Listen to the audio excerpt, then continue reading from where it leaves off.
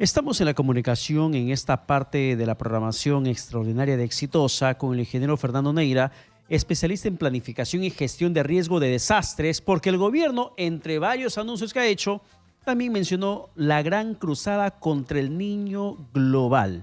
Ingeniero Neira, ¿qué tal? Buenas noches. ¿Cómo está? Muy buenas noches. ¿Qué tal? ¿Cómo toma usted este anuncio de la presidenta, esta gran cruzada contra el niño global para poder evitar los estragos que tanto nos están advirtiendo?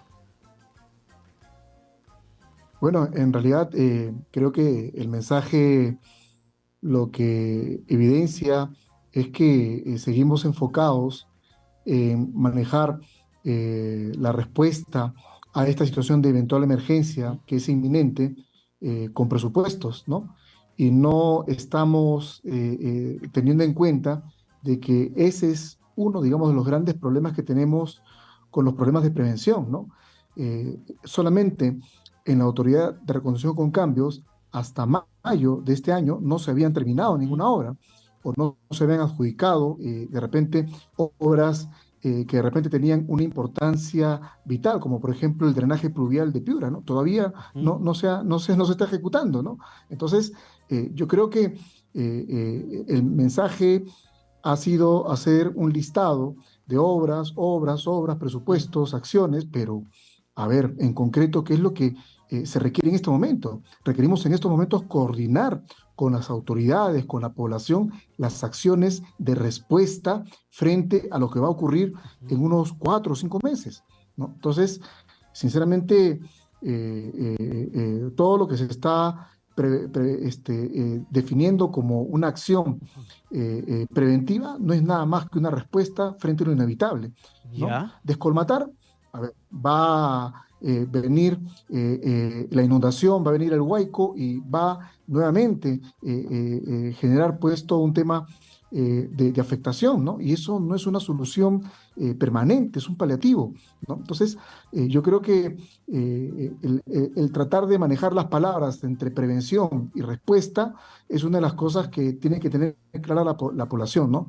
La prevención requiere planificación, requiere tiempo, y no tenemos tiempo O para sea, eso. pero Lo y que se requiere también en ahorita es el... coordinar si es que tienen los planes, si es que hay los planes de contingencia, las acciones que se van a hacer para evacuar, para movilizar. Eso es lo que tiene que tener claro en este momento el gobierno como prioridad en este momento. Si tendríamos que usar un término correcto para el dinero que se está destinando, ¿podríamos hablar de una inversión o de un gasto? Porque la presidenta dijo que hay una inversión de 1.769 millones de soles para ejecutar 617 acciones preventivas en puntos críticos en las 7 regiones declaradas en emergencias. Ya hablamos de compra de maquinaria, hablamos además de un equipo necesario y otros presupuestos más para el tema de desclimatación. Con toda esa plata, ¿qué cosa realmente se podría hacer? Lejos de desclomatar o Con hacer toda otros esa gastos, plata, ¿qué cosa se podría, a dónde se podría destinar los casi 1.800 millones de soles? sí, claro, obviamente no estamos hablando en estos momentos frente a esta situación de inversión, estamos hablando de gasto, ¿no? Porque ese dinero es básicamente para responder a la emergencia, ¿no? Y eso no va a evitar que se tengan pérdidas, ¿no? O sea, además del gasto se van a tener pérdidas. Lo que va a permitir estos recursos es aplacar de repente el golpe, aplacar de repente el impacto, pero no va a solucionar el problema de la destrucción, la pérdida de viviendas, la pérdida de áreas de cultivo, la pérdida de infraestructura. Eso no va a solucionar. Entonces estamos hablando de que no es una inversión. Una inversión es cuando hay planificación. Exitosa. Una inversión es cuando se ha utilizado información, se ha evaluado, se ha hecho un estudio para poder reducir el riesgo. No hay tiempo en este momento para ese tipo de acciones, ¿no? Entonces, ese dinero bien podría en estos momentos utilizarse estratégicamente para comenzar a trabajar directamente con la población. Sinceramente, la pasividad con la cual se están manejando las cosas en las regiones es sinceramente una cosa que me impresiona, sinceramente, ¿no? De acá, cuando estemos en enero, en febrero, y veamos cómo estén las cosas y cómo estamos manejando las emergencias frente a lo que no se está haciendo ahora en este momento, sinceramente es algo que tiene que tener responsabilidad a futuro, ¿no? En el tema de En el tema agrario, por ejemplo, que es un asunto que es muy complicado, muy problemático, porque yo insisto, se trata de la alimentación del país. El gobierno sostiene que se ha destinado 975 millones de soles para que se pueda atender a través de la ANA en el menor tiempo posible 516 trabajos de limpieza y descolmatación de cauces. Hablamos de casi 1.000 millones de soles. Le reitero la pregunta. En el tema de riberas, en el tema de ríos, de contención, ¿qué cosa se podría hacer con esa plata que en estos momentos se va a usar solamente para descolmatar, para limpiar el río? Pero si hablamos de infraestructura, ¿cómo podríamos planificar mejores intervenciones con casi 1.000 millones de soles? ¿Qué cosa haríamos? Exactamente, ¿no? Con 1.000 millones de soles es suficiente para hacer un encauzamiento del río, ¿no? Para Exitosa. ensancharlo, para construir diques, para hacer infraestructura, para hacer mitigaciones, ¿no? Para hacer de repente algunos puntos en los cuales pueda yo disipar el impacto, digamos, de la avenida, ¿no? Y eso obviamente tiene que analizarse y estudiarse. O sea, ha habido todo el tiempo necesario para poder desarrollar este tipo de intervenciones, ¿no? Y no puede ser posible que ahora, teniendo el niño 4 meses, se destinen una millonada de dinero. O sea, a ver, hay que ser sinceros, estimado periodista, pero los desastres también son un buen negocio, ¿no? Y es un tema Sí, que en también la hay que emergencia. analizarlo bien. En el mundo, los desastres son un muy buen negocio. Entonces, a ver, hay que utilizar el dinero y la plata responsablemente, ¿no? Y en estos momentos lo que toca hacer, lo que toca desarrollar es tratar de trabajar estos sectores críticos para evacuar a las personas que van a ser potencialmente afectadas por el impacto de los desbordes, por el impacto de los huaicos, deslizamientos, inundaciones. Comenzar a trabajar en los albergues, comenzar a trabajar en el tema de poder tener agua potable, tener alimentos, ¿no? Comenzar a instalar todos estos elementos que van a servir para estas personas que van a ser afectadas en este momento. O sea, no en el momento comenzar a hacer y ver las acciones heroicas como siempre se hacen. O sea, ahorita han priorizado qué cosa, han priorizado el gasto, el dinero en las Fuerzas Armadas, ¿para qué? Para que muevan aviones, para que muevan Ujú. barcos, para que muevan carros. O sea, se está trabajando en función al desastre, ¿no? Y eso implica mucho este esquema, ¿no? En el cual movemos los recursos no para inversión, es gasto. Claro, y el gobierno también ha destinado para ellos, para las Fuerzas Armadas, 932.2 millones de soles, casi 1.000 millones también, para que con ¿Sí? 486 millones de soles pongan en total operación 14 aviones, 43 helicópteros, 364 vehículos terrestres, 3 embarcaciones navales y otros 196.5 millones de soles de recursos públicos van a servir para adquirir 237 Exitosa. equipos mecánicos, vehículos afines, equipos de soporte logístico y todo en el marco de una situación de desastre por ocurrir. Vayamos al punto específico. La pérdida que podría generar o los daños que podría causar este escenario del niño global. El gobierno, a través del mensaje de la Nación de la Presidenta, anunció esta gran cruzada nacional contra el niño global. Hace varios días atrás yo conversé con el ministro de Economía, Alex Contreras, y él reconocía los daños que había generado el Yaku, como también el niño costero.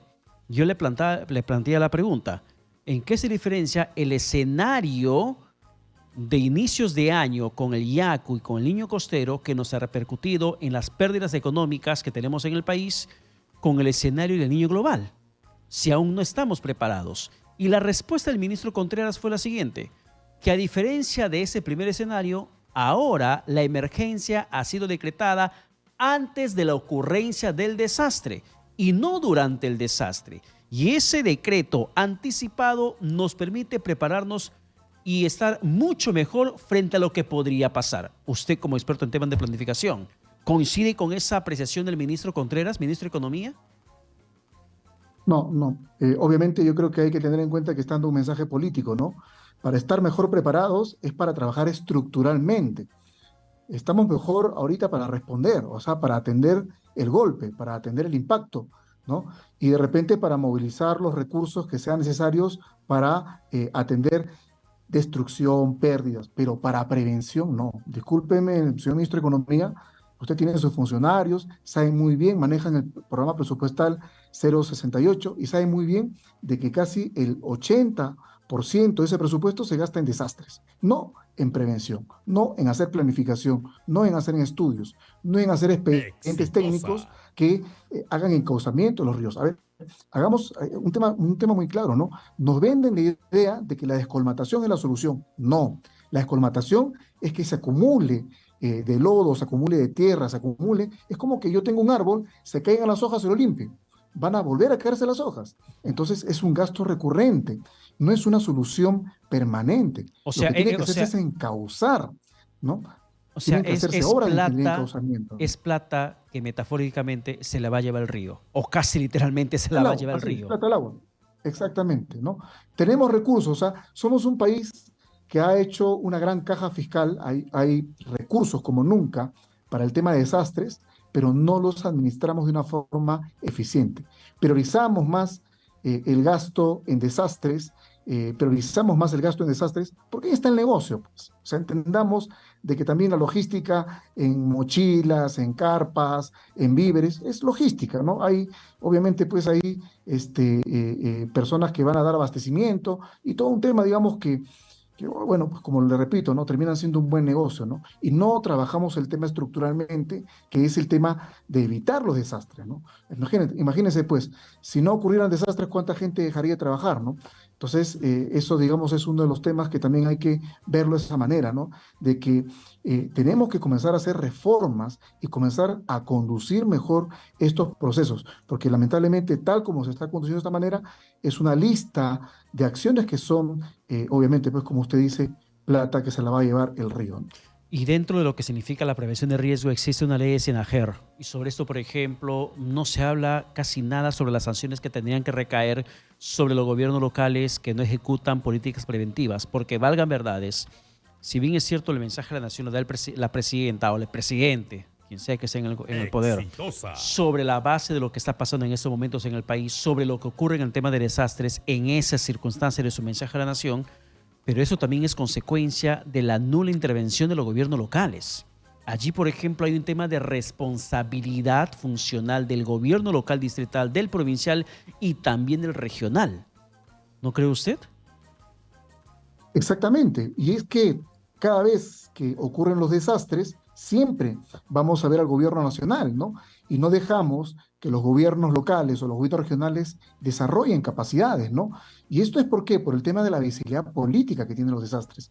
Si uno ve el peruano y de repente uno hace una búsqueda y pone declaratorias de estado de emergencia, va a ver el rosario de decretos de urgencia, ¿para qué? Para que genere el marco de recursos para atender desastres, o sea, cuando el desastre ya ha ocurrido. Pero el gasto que se hace en prevención para reducir ese riesgo, reducir ese desastre por parte de municipios es prácticamente cero o nada, ¿no? ¿Por qué? Porque los municipios lamentablemente están acostumbrados ¿a qué? A que ocurra el desastre y pedir plata para que se hagan fichas para atención por emergencia. ¿Por qué? Porque atender una emergencia con una ficha, el municipio o la región tiene recursos en 45 días, hasta en 30 días puede tener el recurso, pero hacer un plan, por ejemplo, para hacer un encauzamiento, para hacer un plan de zonas críticas, para hacer un tema que va a trabajar de repente una medida estructural definitiva, 2 años, 3 años, 4 años. O sea, no puede ser posible que sigamos manejando la prevención a ese nivel, ¿no? CENEPRED, ¿qué es CENEPRED, no? Por eso es que INDECI tiene, obviamente, pues, es la vedette en este tema, ¿no? Porque es el que maneja los desastres. Pero en cambio, el que maneja la prevención, que es CENEPRED, ¿dónde está? Está invisibilizado. ¿Por qué? Porque obviamente, pues, no es, no tiene un papel político como sí lo tiene INDECI, ¿no? Y lamentablemente los municipios y los gobiernos regionales están mal acostumbrados a enfocarlo todo en función a desastres, ¿no? Entonces, ese es, digamos, uno de los grandes problemas que tenemos y obviamente, como le repito, ¿no? Esto implica reformas. La ley SINAGER es una ley que está mal entendida, o está mal entendida, yo creo, porque no la quieren entender, ¿no? No les conviene entenderla como está planteada y seguimos manejando ese esquema del SINADESI, ¿no? De los 70, de los 80, que obviamente no ha cambiado y sigue en la mentalidad de muchas personas en el Estado, ¿no? Ahora, Naira, sin ánimos de hablar en términos pesimistas, con términos derroteros, viendo la situación en blanco y negro, tomando el mensaje a la nación de la presidenta del día de hoy frente al aspecto del niño global. ¿cuál es el escenario que nos espera a los peruanos? Si ponemos en línea, si ponemos inmediatamente a contextualizar los anuncios de la presidenta frente a ese escenario del niño global, ¿qué es lo que nos espera a los peruanos? Bueno, lo que nos espera sinceramente es una situación quizás tan intensa como la que tuvimos en el 98, 97, 98, ¿no? Una situación en la cual nuevamente se va a decir no estuvimos preparados, no superó, no esperábamos que fuera tan fuerte. Todos, el mundo científico, si uno ve las publicaciones científicas, todos están hablando de cómo se está exacerbando la temperatura en este momento.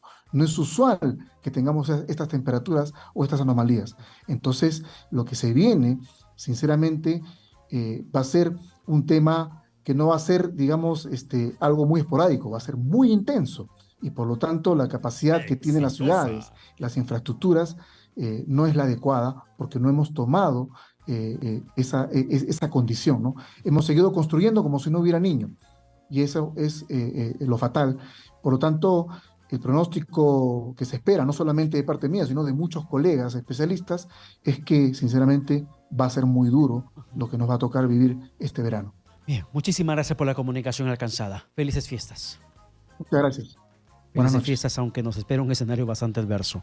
Ha sido el ingeniero Fernando Neira, especialista en planificación y gestión de riesgo de desastres, conversando con nosotros. Son las 10:54 y ahora conversamos con El País a través del 251-9422 y el 940-800.